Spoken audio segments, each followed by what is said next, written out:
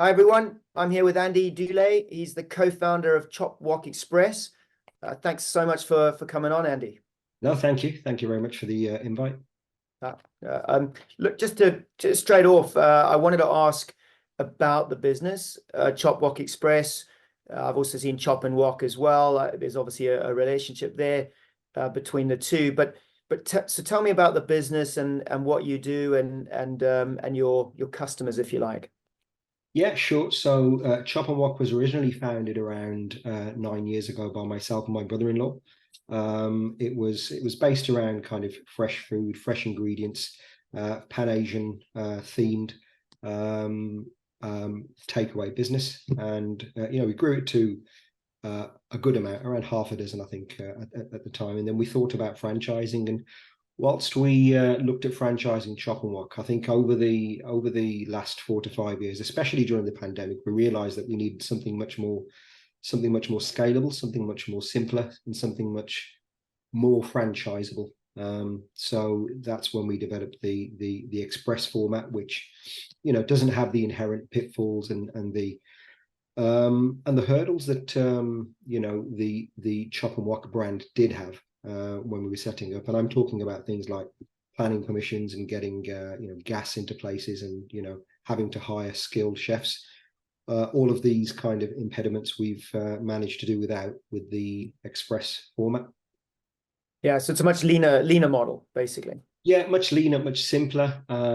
It just makes it operationally, it just makes it a lot more easier for the franchisee. And I think the key here isn't just the model and the concept being leaner and simpler, but also it's a lot more cost effective as well for the franchisee, because they can see that there's fewer ingredients to have to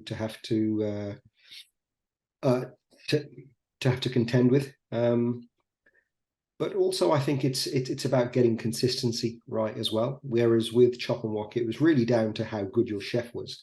With Express, it's just a much more simpler method to follow, and therefore there's no need for a skilled chef. So consistency and lower operating costs, better margins, and quicker and easier to set up.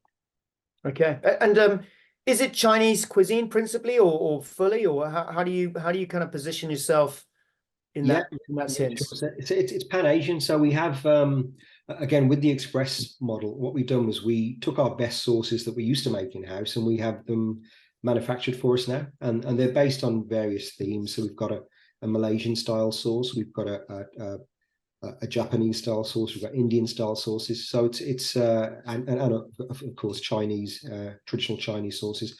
So it's Pan Asian, I'd say. So it's a fusion, is it? And the recipes. If I was a customer, I was going and getting some food from a Chop Wok Express. What would I expect to see on the menu? What is my choice? Is it a fusion? I haven't been to one yet. I would love to, because it's kind of right up my street. I'd like it to be like right up my street, actually. So that would be So great. nice.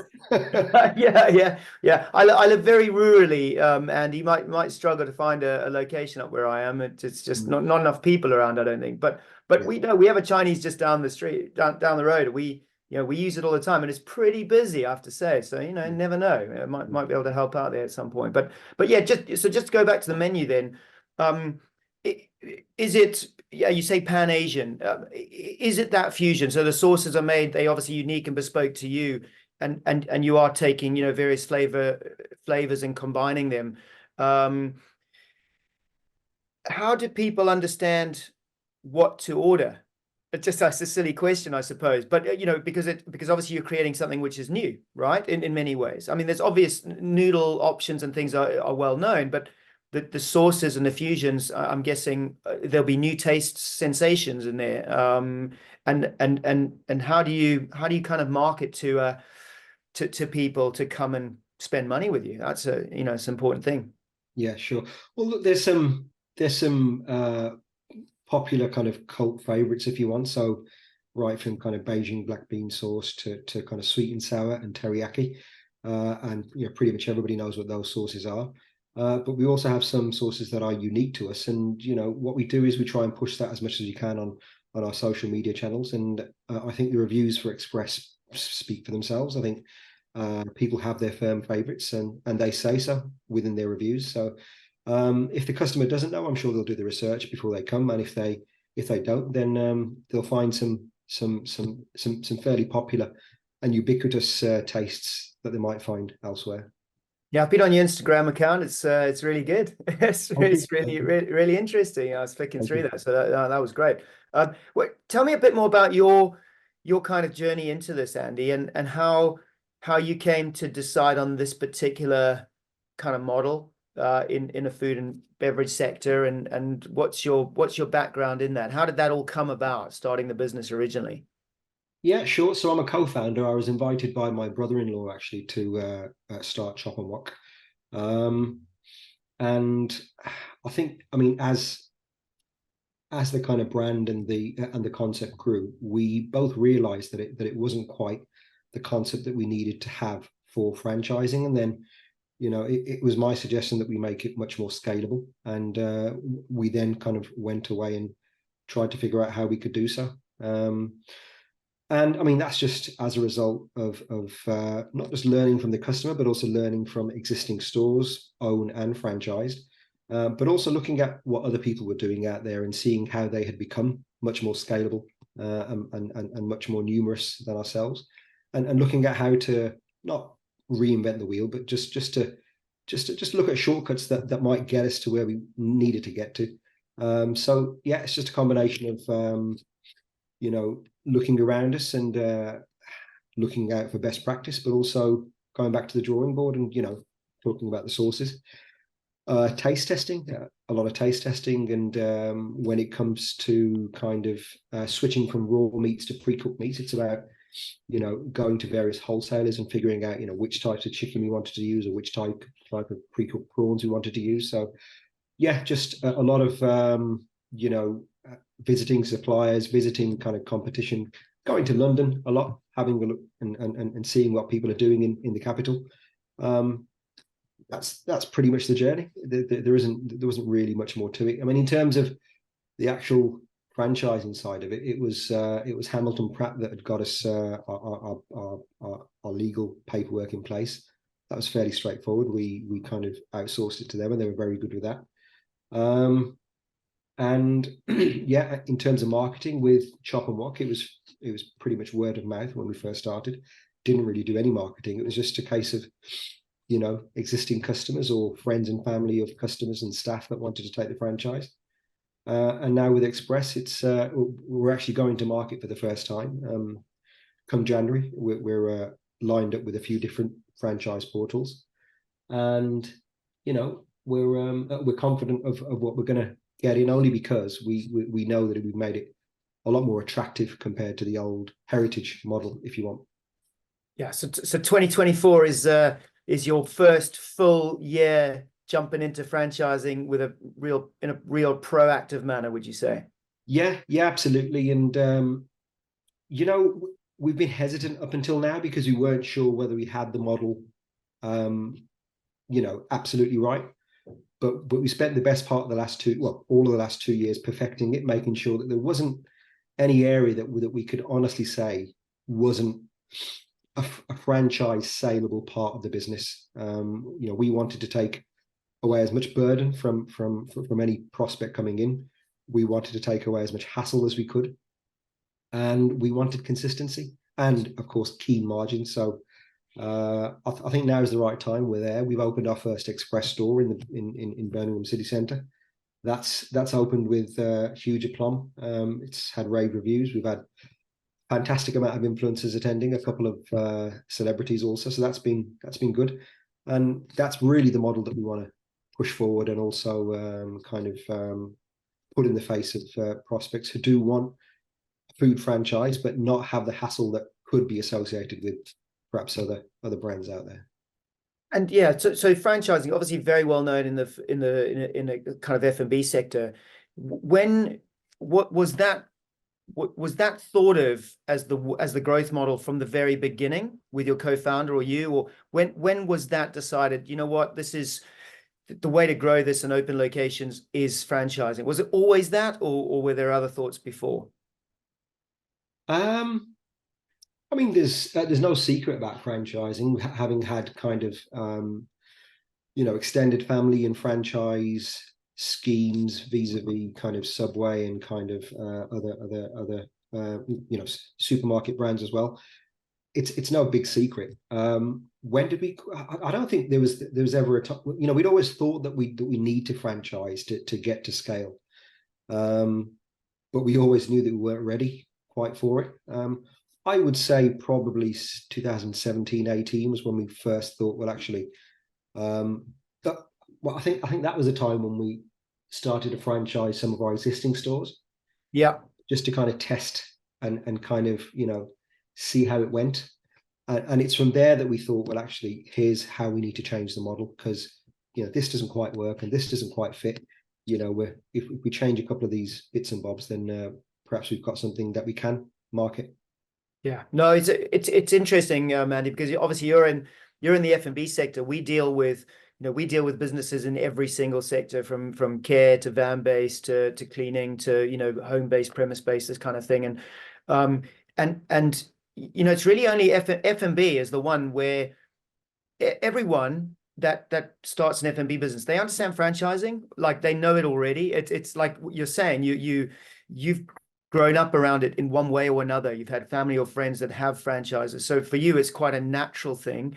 For most people in the general population, in the UK, US, wherever you look, it's pretty unknown, and people might, if you ask them what franchising is all about, they might say, oh yeah, that, McDonald's is a franchise. And they name brands that are just, to them, totally out of reach, and they don't relate that to how they could be a franchisee or how could they could have a franchise business. So it's really interesting for me, because to hear how just for you it's quite natural, really, but for most people it really isn't. And that's really who we're trying to aim this at, is just help people understand, wow, there's so much more to franchising than just what you might think about it. And so yeah, no, that's really, really interesting. And up to now, what would you say has been the biggest hurdle to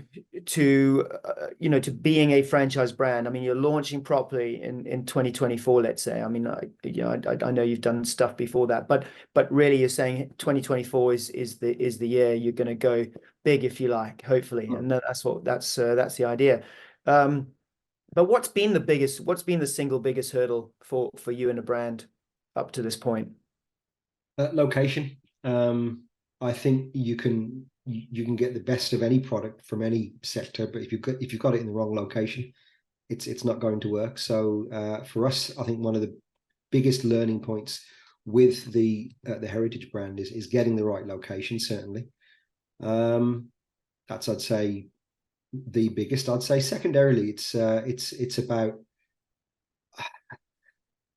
getting through the UK's complicated planning laws. I think if we'd have had the e-classification 10, 15 years ago, I think you'd see a much more vibrant high street than you do see now. I think the fact that that's changed, and the fact that we've amended our cooking methods to heating methods, I think that's been really helpful.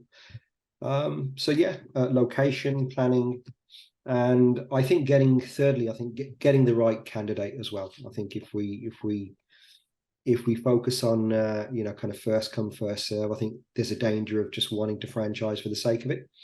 I think getting the right candidate, I think that's the third impediment which we hope to address with our launch. Yeah, so let's talk about that. For anyone listening that's interested in the sector, maybe they're interested in a Chop Wok Express franchise, indeed, then what are you actually looking for in a franchise partner or a franchisee? Describe your ideal profile of that person to me. I think more than anything, on their CV or on their on their employment history, I think it's just somebody who really buys into the concept, somebody who really trusts and places their faith in what we're trying to achieve. I think if you've got somebody who's half-hearted about it or isn't convinced but nonetheless proceeds, I think you're in for a much more rockier road than you'd want to be. So yeah, somebody who's got real trust and faith, and perhaps even love for the brand as well. Yeah, no, I think, yeah, exactly. I think that's what my experience in F&B is that you have to, the person that's going to invest has to love the product. Yeah. Like they have to. It goes hand in hand, and therefore that's a massive selling point. Is anyone interested in a Chop Wok Express? They've got to go and experience the food, right? And the taste sensations, and just the whole thing. And they got to love that first. Then of course from there you look at it from a business perspective too. So we definitely we definitely see that trend. And I think I read somewhere that you're ideally looking for people to open multiple locations over a number of over a period of time, have multi-unit owners. Is that right? Is that who you would ideally like to Yeah. have come on Yeah, board? absolutely. I mean, again, with the heritage model, it was gas based. It was, we'd have to have expensive extraction based systems and kind of planning applications. That in itself meant that it would take kind of upwards of 9, 12, 18 months to open a store. With the new model, it's all electric based. There's no need for externally venting extraction, and there's no cooking being done in store. So it just makes it a lot more scalable. Hence, we know that this makes it much more appealing for somebody who wants to open multi-units, and that together with the fact that it's a much more simpler menu, a lot less ingredients, and better margins means that it does become that much more appealing. Not just that, but I think it opens us up to better spaces. In fact, just early this week, we were inside Bullring and Grand Central in Birmingham, looking for an internal unit. And it's places like that where we can kind of get the footfall that we need to showcase the brand in the light that it deserves, really. I should think so. Opening us up to indoor units, whether they're shopping centres or train stations or airports or service stations, it really does open the door for us. Whereas traditionally, again with the old Chop Wok model, it wasn't quite so. It would have to be outside. It would have to be you'd have to have gas. You'd have to be certain you could get planning, otherwise it'd be a huge waste of time and effort. Whereas with the newer model, we can forthrightly say that look, we're looking for multiples because it's multiple friendly. Yeah, no, I get that. And yeah, you mentioned finding the right people, and that's absolutely the priority. But in terms of growth and locations, what's your kind of business planning and strategy around that? How do you set targets and objectives for, say, 2024 and beyond? What's the vision generally with the brand and how you're going to go national and be national one day? Sure. Okay. Well, I mean, clearly there's a number of franchise portals that I'm going to be trying and testing. I've signed up to around half a dozen of those. There will be a good amount of leads coming through those, but I think crucially it's the people that are handling the leads. So there's 2 of us from head office that are handling the leads internally, from 2 of the portals, that is, and then from the other 4 portals, we're outsourcing those to consultants. And then we're going to see how each of us do. I mean, we're not certain how we're going to do. The consultants tell us that they're very confident how they're going to handle the leads, and I think it's just a case of trying it and seeing what works and what doesn't work. I mean, in terms of the property, I'd say we're in good hands with the likes of AB Property and Siddle Jones, I believe, although I forget the name. They're both of those agencies are really, really experienced in finding good property. They're the ones that arrange the appointments at the units that we've seen this week, and we trust them to get us the better locations that we're seeking. Aside from that, there's and this is something new in itself. I mean, because we've been trying influencer marketing with the new Express store, we're also giving influencer marketing a try with pushing the franchise scheme as well. That's exciting. It's unknown territory, as is the rest of it, to be honest. But it's unknown territory insofar as I think franchising marketing is concerned, because I can't see anybody that's done that so far. So that's exciting for us. And I think the fourth part of this multi-headed campaign is social media marketing. Again, never tried it before. We've put plenty of posts out there about franchising, but we've never proactively put money behind any sort of franchise marketing campaign. So that's the fourth element of it. So yeah, in and amongst these franchise portals, franchise consultants who themselves come with a wealth of connections and contacts. We've got influencer marketing, and we've also got social media marketing. And it really is just a case of diving in deep and seeing what we find and kind of how we handle it, how we get to grips with it.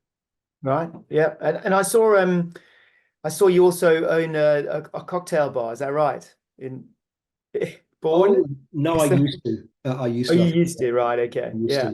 I used to be in Yeah. partnership with one, but no, yeah, that was a few years ago now. Oh, okay. That's a previous life, right? Because I was gonna dig into that if so and say, oh, are you franchising that as well? But no, it's all good. Chop Wok Express is your yeah. Yes, that's my baby. Having said that, my wife started I say just started. She started a business last year, which we found to be very much franchisable. So she's just attracted 2 new franchisees, and it's in the beauty sector. So we're really excited about that, and I'm going to be helping her push that too. It's about pain-free laser hair removal. That's the core part of the business, but it's much more than that. It's about kind of whole, looking after yourself as a whole. So there's all sorts of other various facets to her business, and it includes kind of body sculpting and fat removal. And it's one of these places where you can walk in, much like you would with your car when it needs an MOT. You walk in looking like you do, but then you walk out looking like something else. So with a full MOT. No, Andy, I can see what you're doing here. Because customers probably going to get hooked on Chop Wok Express food. Then they know where they can go to sort themselves out if they eat too much. Right? It's very smart. I like it. I like it a lot. So, in terms of franchising in itself, I think the key is to figure out whether you've got a model that works. And once you know that the model works, I don't think there's a better way of scaling at all. I think unless you've got a wealth of investment behind you, which, let's be honest, most of us don't.